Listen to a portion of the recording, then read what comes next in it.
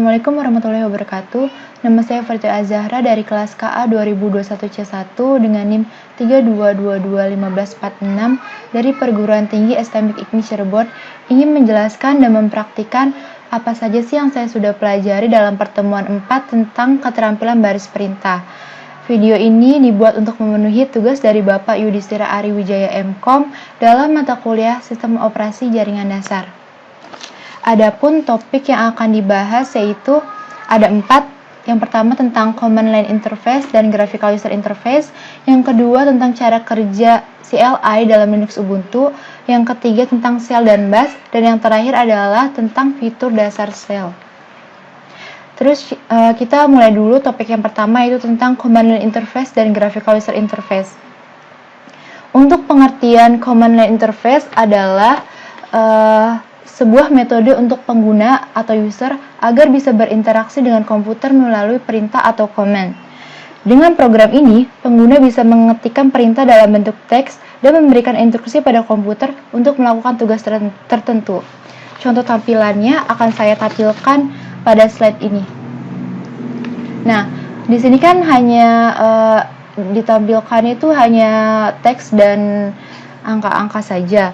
Jadi inilah yang membuat orang-orang tuh merasa malas dan takut untuk mempelajari Command Line Interface ini. Apalagi setelah sistem operasi mulai mengembangkan cara komputasi yang lebih menarik, yaitu dengan adanya Graphical User Interface dan kemudian akhirnya metode ini tuh lebih banyak digunakan pada era sekarang.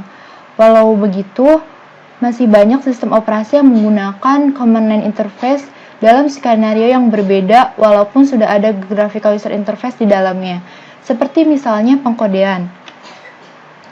Adapun keunggulan Command Line Interface yaitu yang pertama, dapat mengakses dengan cepat karena hanya berisi teks saja.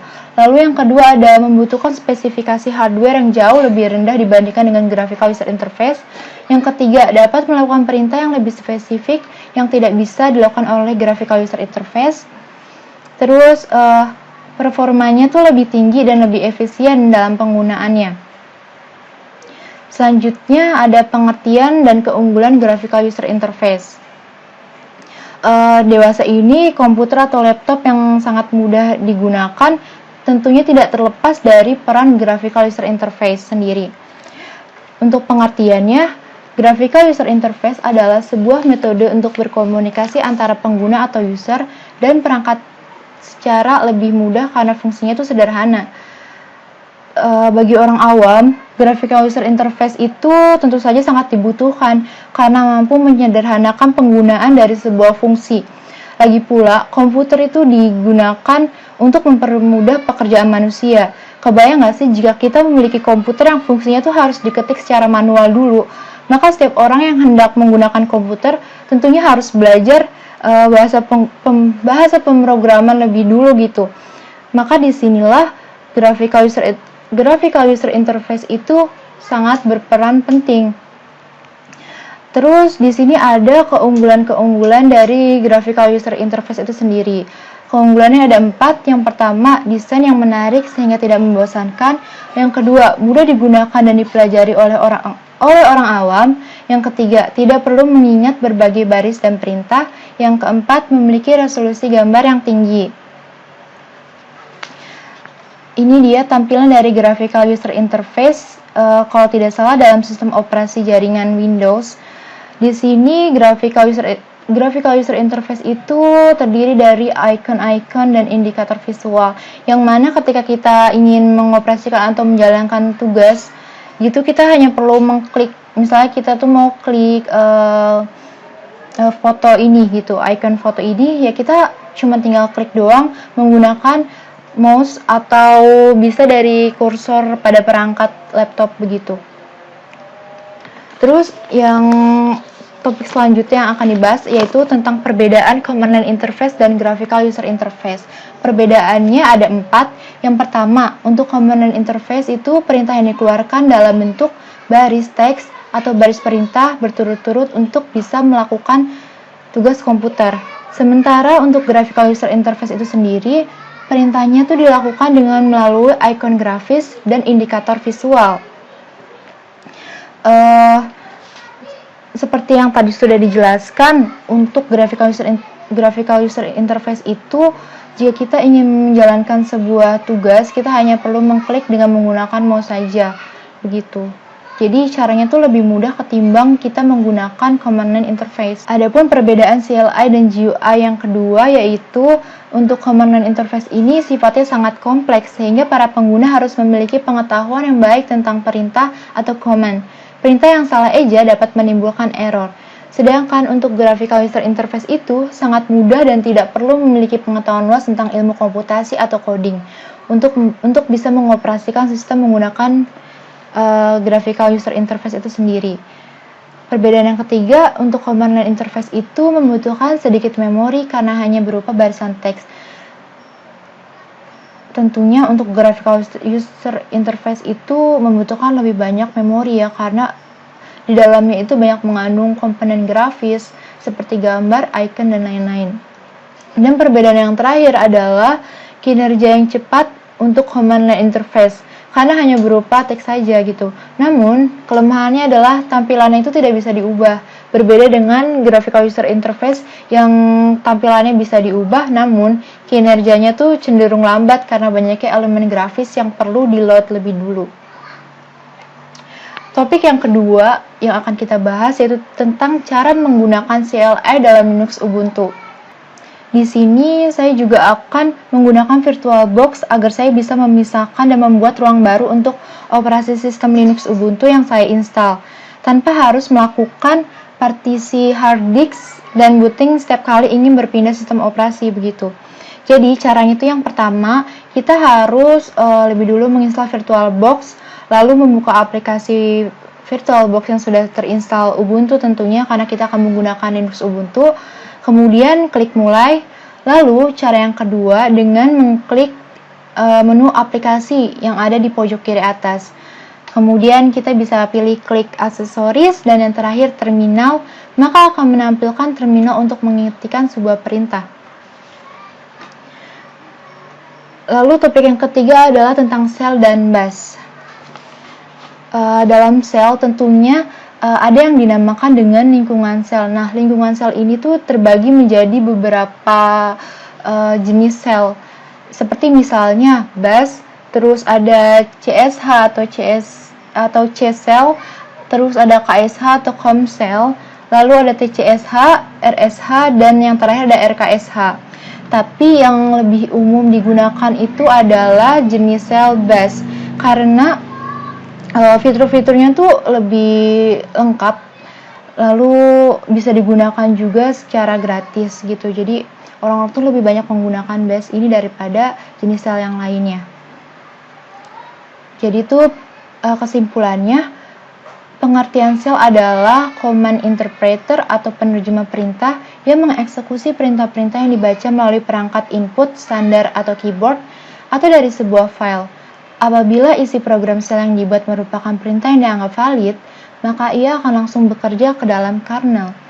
Sementara bash itu merupakan shell yang paling umum digunakan pada distribusi Linux. Bash adalah akronim dari Born Against Shell. Lalu alasan mengapa bash itu banyak digunakan seperti yang sudah saya bilang, yaitu karena kemudahan serta banyaknya fasilitas perintah yang disediakan.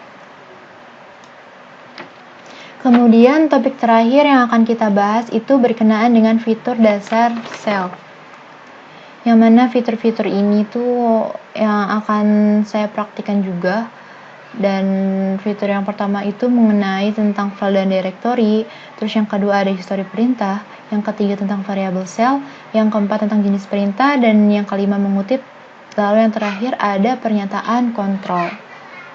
Untuk sebelum kita melangkah lebih jauh nih tentang apa saja sih yang ada dalam file dan directory itu, kita tuh harus tahu dulu pengertian dari directory dan file. Jadi directory ini berbeda dengan file teman-teman, karena directory ini artinya wadah bagi file-file itu gitu. Sementara file ini isinya. Dan perbedaan keduanya itu bisa kita lihat ketika kita membuka file explorer. Seperti misalnya begini, saya tunjukkan caranya. Sekarang kita tuh buka file explorer dulu. Kita ke local disk. Nah, ini adalah ini yang dinamakan dengan directory karena tidak memiliki size di sini. Jadi perbedaannya itu jika directory itu tidak memiliki size, sementara file, ini dia namanya file, sementara file itu memiliki size. Size itu ditentukan dengan satuan kilobyte, seperti di sini KB, atau megabyte, MB, atau gigabyte, dan terakhir terabyte, begitu. Dan untuk dapat langsung mempraktikkan apa saja sih perintah-perintah dasar yang ada dalam Shell dan fitur-fitur dasar apa saja yang ada dalam Shell, kita harus lebih dulu membuka aplikasi VirtualBox lalu menjalankan Linux Ubuntu-nya. Lalu ketika desktop Ubuntu ini sudah ditampilkan, maka kita langsung klik saja menu aplikasi yang ada di pojok kiri atas, kemudian pilih aksesoris, dan yang terakhir pilih terminal. Ketika terminal sudah dijalankan, maka sebuah sel akan muncul dan menampilkan bagian terpenting yang dinamakan dengan prompt interface.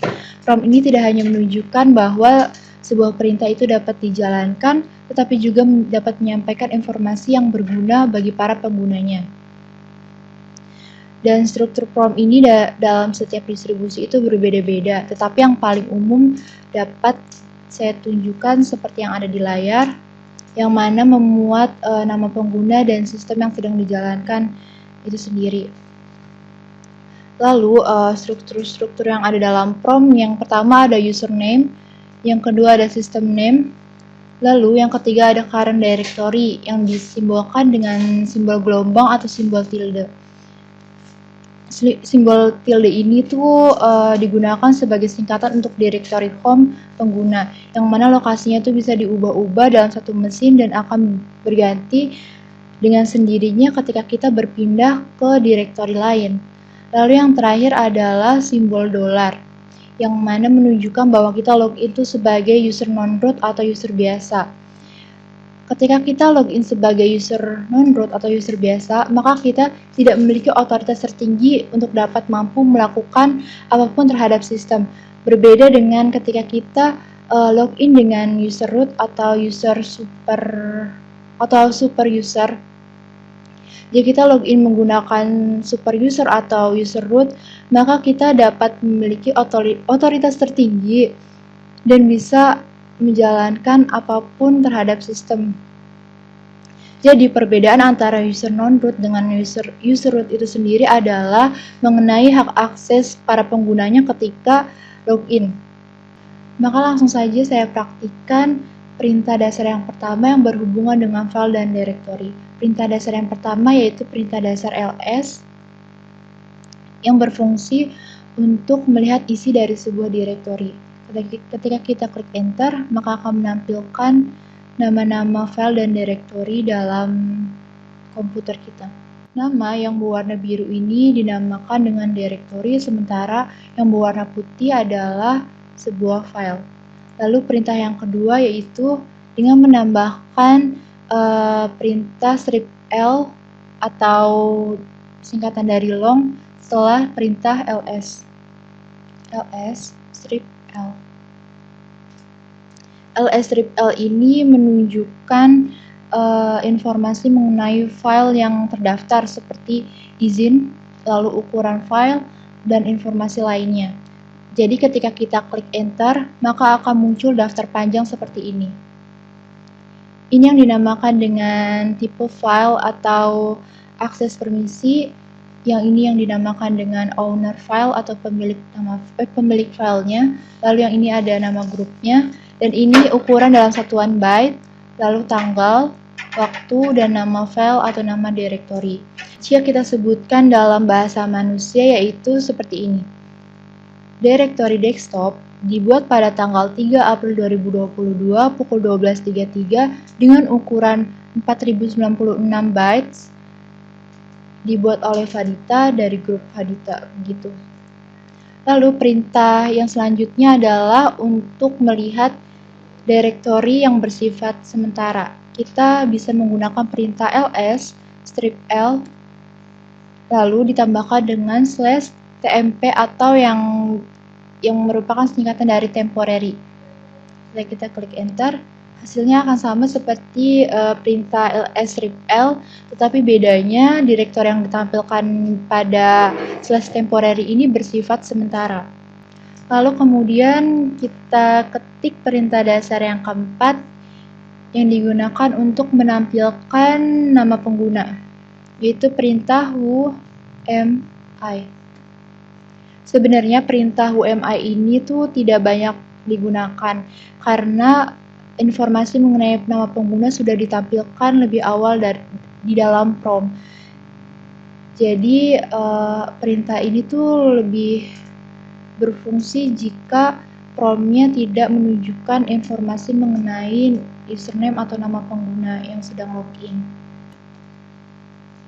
Kemudian perintah selanjutnya itu perintah untuk menampilkan informasi tentang sistem yang sedang berjalan atau nama kernel yang sedang digunakan. Kita bisa menggunakan perintah uname. Dan pada perintah uname ini kita bisa menambahkan opsi pendek maupun opsi panjang seperti misalnya node name. Kita pilih opsi pendeknya lebih dulu, yaitu uname, opsi pendeknya strip n. Uname strip n ini berfungsi untuk menampilkan sebuah hostname, yang mana hostname ini merupakan nama komputer atau sistem yang sedang digunakan. Adapun opsi panjangnya yaitu uname strip node name. Maka hasilnya sama seperti ketika kita menjalankan perintah uname strip n, yaitu opsi pendeknya. Lalu perintah terakhir yang ada dalam file dan directory yaitu perintah print working directory atau disingkat dengan pwd. PWD ini tuh berfungsi untuk melihat atau menunjukkan directory apa sih yang sedang berfungsi saat ini. Jadi ketika kita klik enter, maka akan menunjukkan directory yang sedang berfungsi, yaitu directory home. Perintah yang selanjutnya itu perintah yang berhubungan dengan histori perintah. Dalam sel bash menyimpan riwayat perintah-perintah apa saja sih yang sudah pernah kita gunakan, dan ada 3 cara untuk kita supaya lebih mudah mengaksesnya. Yaitu cara yang pertama dengan menekan tombol panah atas atau tombol panah bawah pada keyboard. Seperti ini. Lalu cara yang kedua yaitu dengan mengetikkan perintah history, maka akan menampilkan perintah-perintah yang sudah pernah kita jalankan sekaligus nomor urutnya. Di sini adalah nomor-nomor perintahnya. Nomor-nomor perintah ini tuh dibuat berdasarkan perintah-perintah yang sudah pernah kita buat.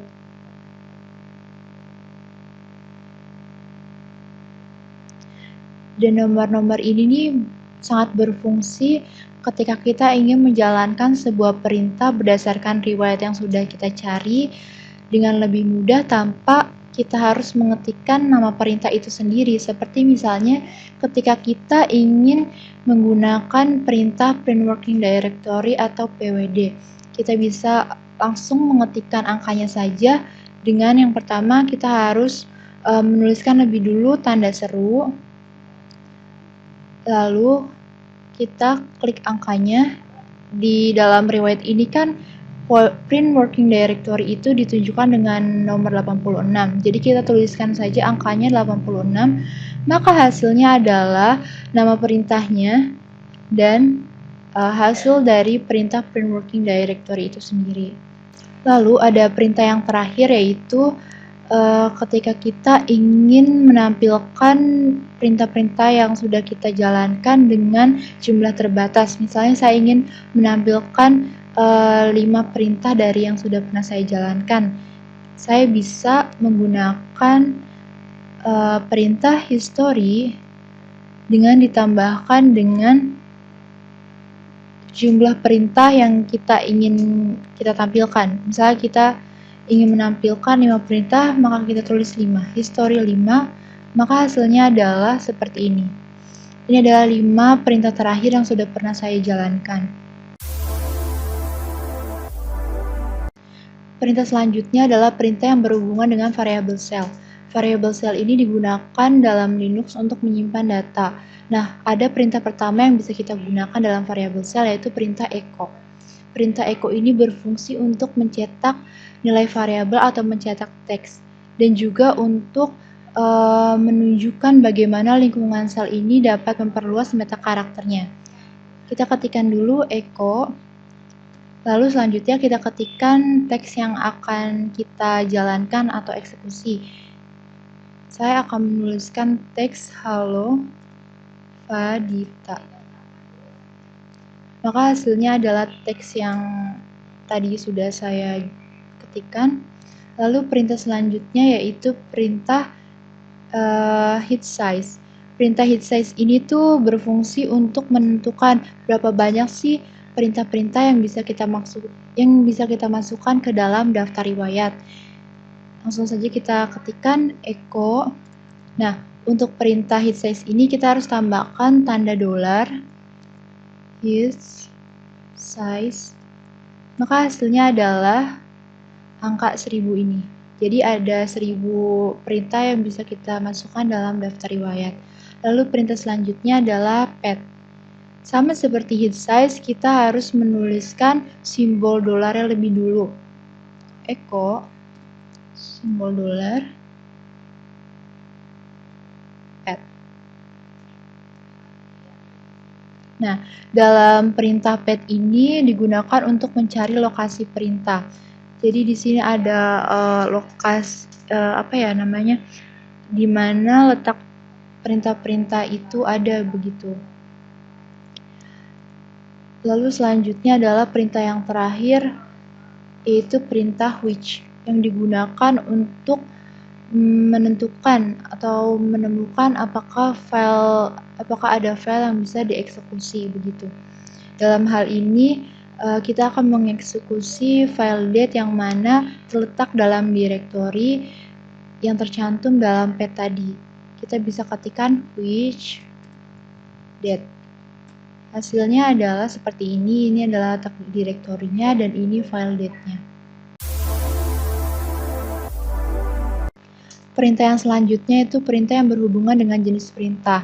Perintah yang pertama ada perintah type untuk menentukan informasi mengenai jenis perintah yang akan dijalankan. Seperti misalnya saya akan mengetikkan perintah type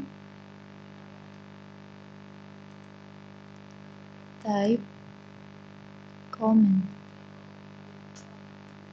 dan type cd atau change directory. Maka akan menampilkan informasi kalau command dan change directory ini merupakan sel bawaan dari base-nya itu sendiri. Lalu perintah yang kedua ada perintah which. Nah, bedanya perintah which dan perintah type ini, jika perintah which itu untuk menampilkan lokasi perintah, sementara perintah type ini menampilkan informasinya tentang jenis perintah itu sendiri, begitu. Sekarang kita ingin mencari lokasi perintah CP dan perintah ls. Nah, perintah CP dan perintah ls ini ada pada direktori bin. Sementara ketika kita mengetikkan perintah type CP, maka hasilnya adalah CP ini merupakan jenis perintah yang ada atau berhubungan dengan direktori bin itu sendiri, begitu. Lalu selanjutnya adalah type strip A ls.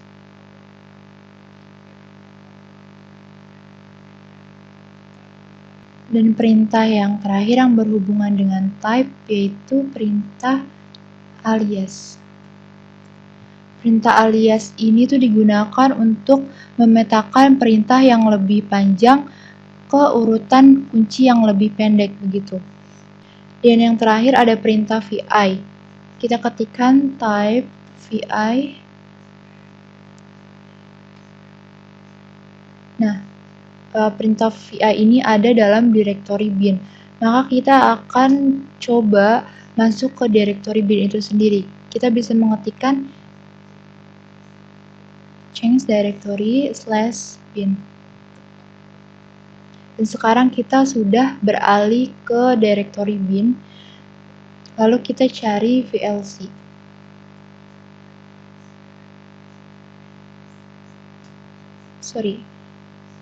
Type VLC. Dan di sini file VLC ini tidak ditemukan dalam directory bin itu sendiri. Jadi kita bisa langsung keluar saja dengan mengetikkan perintah change directory lagi. Dan sekarang kita sudah beralih atau kembali ke directory home. Perintah selanjutnya itu perintah yang berhubungan dengan mengutip.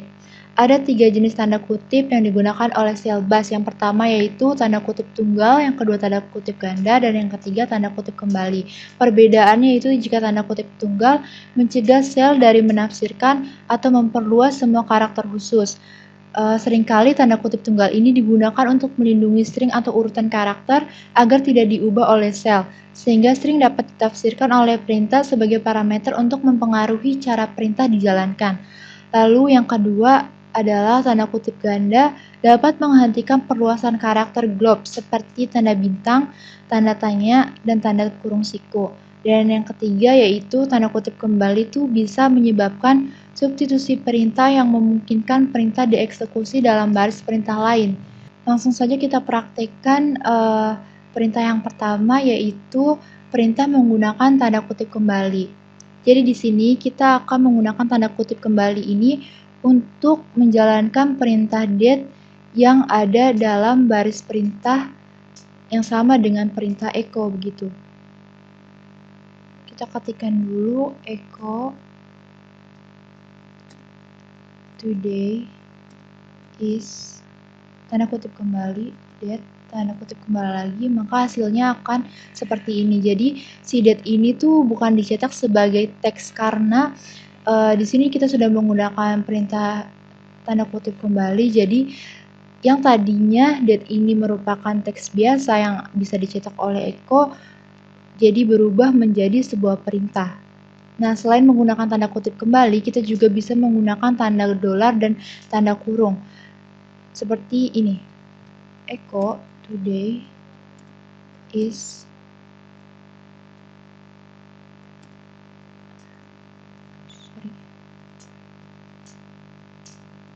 maka hasilnya akan sama seperti ketika kita menggunakan tanda kutip kembali.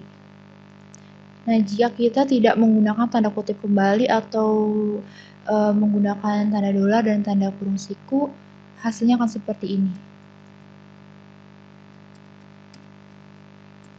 Jadi si date ini akan dicetak oleh echo sebagai teks biasa bersamaan dengan today is begitu. Lalu perintah yang selanjutnya adalah kita akan menggunakan tanda kutip tunggal untuk menonaktifkan perintah dengan tanda kutip kembali. Seperti misalnya echo today is date. Nah, di sini kan kita pakai tanda kutip kembali tadi untuk menjalankan perintah date. Nah, untuk menonaktifkannya lagi, kita bisa menggunakan tanda kutip tunggal dengan menambahkannya di sebelumnya tanda kutip kembali seperti ini dan setelahnya. Maka hasilnya akan seperti ini.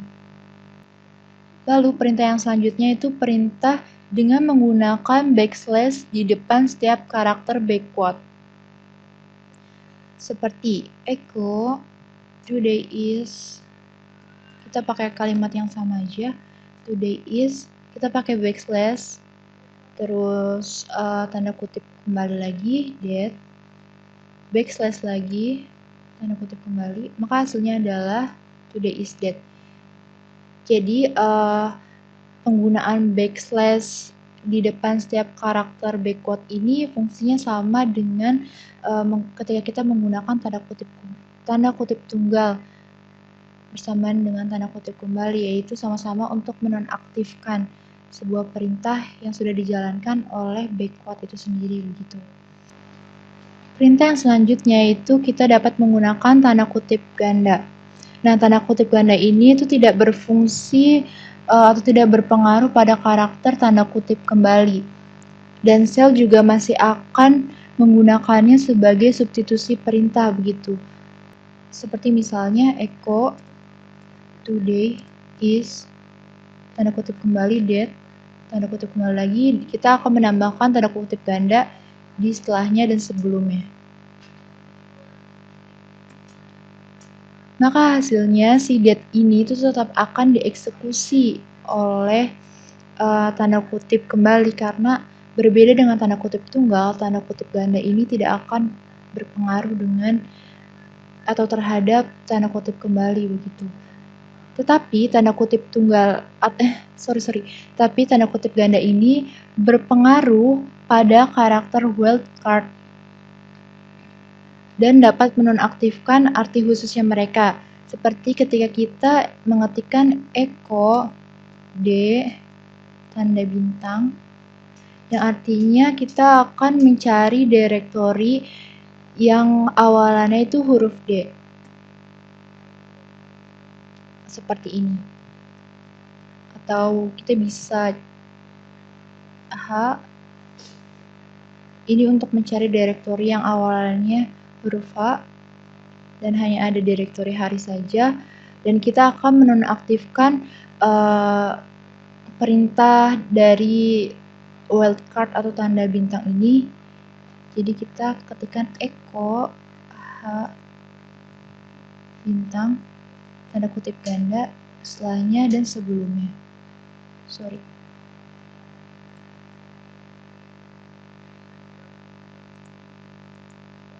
Hasilnya adalah seperti ini. Jadi yang tadinya tanda wildcard ini tuh bisa dieksekusi sebagai sebuah perintah, karena kita tambahkan dengan tanda kutip ganda, jadi perintah ini tuh sudah tidak dapat dieksekusi lagi, dinonaktifkan gitu. Perintah yang terakhir adalah perintah yang berhubungan dengan pernyataan kontrol. Dalam Basel menawarkan 3 pernyataan berbeda yang dapat digunakan untuk memisahkan beberapa perintah yang dapat dieksekusi secara bersamaan. Perintah yang pertama yaitu dengan menggunakan titik koma, yang kedua dengan menggunakan tanda dan ganda, dan yang terakhir dengan menggunakan tanda garis lurus 2. Langsung saja kita ke perintah yang pertama, yaitu menggunakan titik koma. Kita pakai 3 perintah dalam satu baris ya. Perintah yang pertama itu perintah echo, kita ketikkan teksnya halo, lalu perintah who am I, dan yang terakhir perintah uname.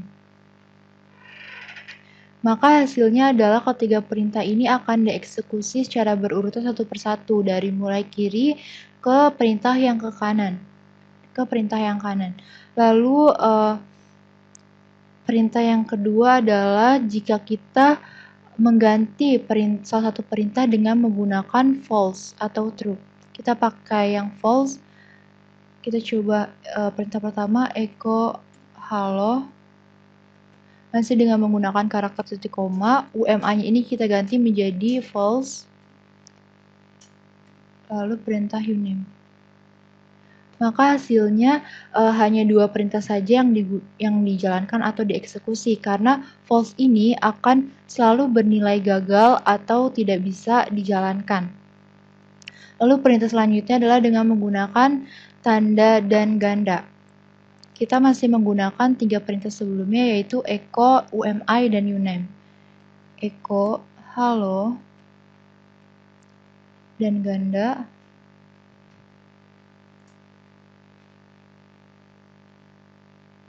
UMI,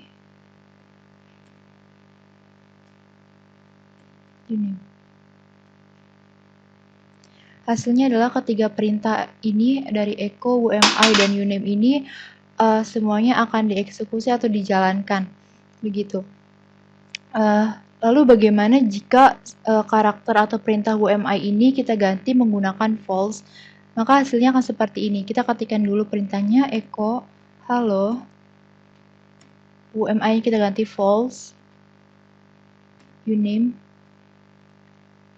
Hasilnya adalah hanya perintah echo saja yang akan dijalankan. Kenapa begitu? Karena si karakter dan ini hanya akan dieksekusi jika yang sebelah kirinya itu bisa dieksekusi, maka sebelah kanannya juga akan bisa dijalankan. Nah, kalau misalnya untuk perintah uname ini kan sebelah kirinya itu false. Nah, si false ini tuh bernilainya selalu gagal dan tidak bisa dijalankan, maka karakter yang sebelah kanannya yaitu uname juga berdampak atau ikut tidak bisa dijalankan juga begitu. Dan perintah yang terakhir yang akan kita praktikkan yaitu menggunakan dua simbol garis lurus. Kita pakai false, terus echo file or, dan true.